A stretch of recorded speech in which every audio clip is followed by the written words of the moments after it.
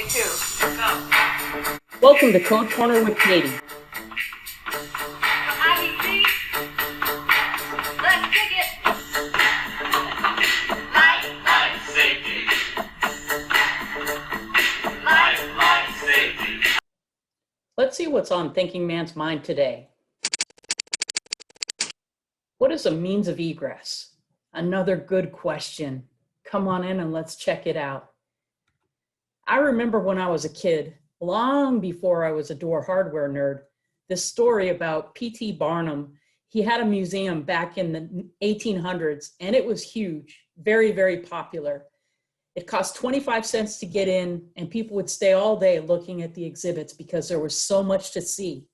It got to be too crowded, and he couldn't let more people in. So he had to wait until the others would leave.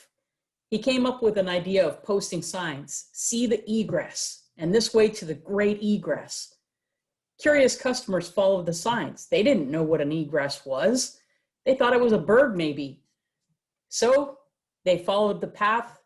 They got to this door. There was a sign that said egress on it.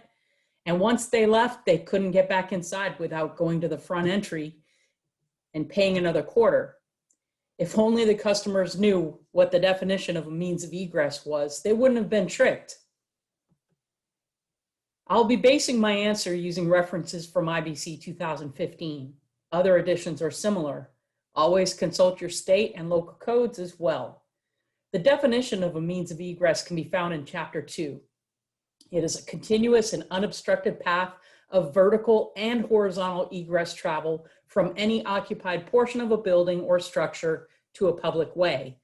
And a means of egress consists of three separate, distinct parts: the exit access, that part which leads to an exit; the exit itself, which can be either vertical, the stairs, or horizontal, and it includes exit doors; and the exit discharge, which gets you out of the building to safety to the public way. Let's break them down. The exit access is that portion of a means of egress that leads from any occupied portion of a building or structure to an exit. The exit is highlighted in yellow. The exit access from any room or space, you can see the X, follow that path.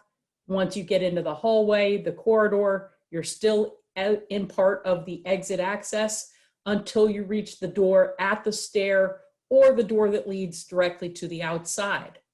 And that is the exit, which is that portion of a means of egress between the exit access and the exit discharge or public way and safety. Exit components include exterior exit doors at the level of exit discharge, as well as interior exit stairways and ramps, exit passageways, exterior exit stairways and ramps, and horizontal exits. The exit discharge is that portion of a means of egress between the termination of an exit and a public way. And in Thinking Man's mind, now that he knows he's completely safe, he likes to do backflips.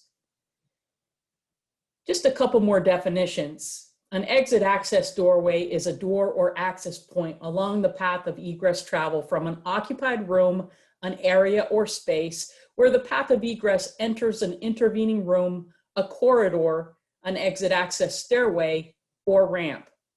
All of the doors that are highlighted are exit access doorways. And if you're walking along the corridor, that is considered an exit access corridor. By limiting the travel distance to an exit, the code is limiting how long an occupant spends in the exit access portion of a means of egress.